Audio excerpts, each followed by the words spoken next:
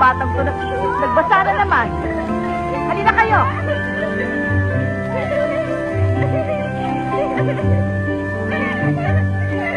Kasi ito mga bata ko, sobrang liliko. Arman, bakit mo pinabayaang magbasa si Ana? Naku, bata ka. Baka mapagalitan na naman ako ng mama mo. Baka magkasakit ka. Wala naman pong kasalanan si Arman eh. Ako naman po nangunat, tsaka naglalaro lang po kami. Hindi naman po totoo yun. Ako po ang unang nang basa. O siya, tama na. Halina kayo sa bahay.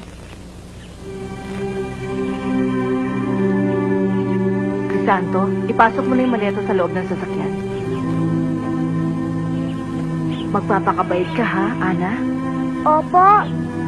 Ikaw rin, Arman, ha? Magpakabait ka. Ah, nasa po ba ang mama at papa ko? Nasa munisipyo sila. May meeting, iha. Mabuti ka pa, Arman, kahit na hindi kayo mayaman. Eh, kasama mo ang nanay mo. Samantalang ang mama at papa, lagi silang wala sa bahay. Hindi ko sila nakita bago ako umalis dito. Pagbalik mo dito, ako pa rin ang kaibigan mo.